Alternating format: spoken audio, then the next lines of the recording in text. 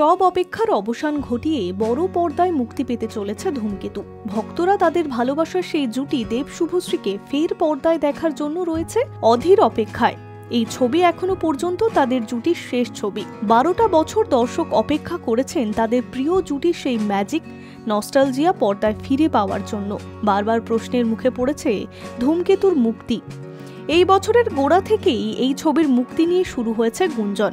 ধূমকেতু রিলিজের ডেট একের পর একদিন পিছিয়ে গিয়েছে। আদৌ কি ছবি মুক্তি পাবে নাকি সবটাই রটনা? এই প্রশ্ন ঘুরে ফিরে এসেছে দর্শকের মনে। অবশেষে সেই প্রশ্নের উত্তর হিসেবে দেব এই ছবির মুক্তি দিয়ে ঘোষণা করেন সম্প্রতি। একই সঙ্গে সেই খবর দেন ছবির আরও এক প্রযোজক রানা সরকার ও পরিচালক কৌশিক গঙ্গোপাধ্যায়। 14ই আগস্ট ছবির মুক্তির দিন হিসেবে ঘোষিত হয়। ছবি মুক্তি কবে?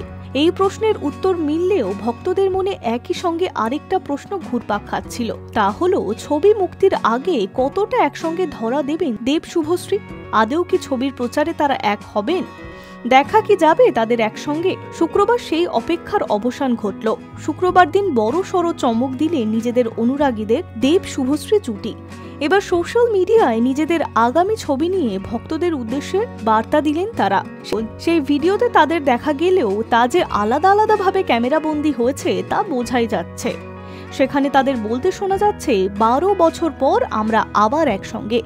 সমস্ত অপেক্ষার অবসান ঘটিয়ে আপনাদের কাছে সিনেমা হলে মুক্তি পাচ্ছে ধূমকেতু। ধূমকেতু আসছে বড় পর্দায়।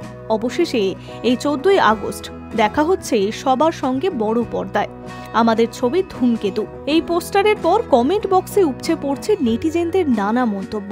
পছন্দের জুটিকে রূপালী পর্দায় ফিরে পাওয়ার উচ্ছ্বাস স্পষ্ট তাদের কমেন্টেই। কেউ লিখছেন, দেবের আইডিতে শুভশ্রী এ যেন সত্যি ধূমকেতু।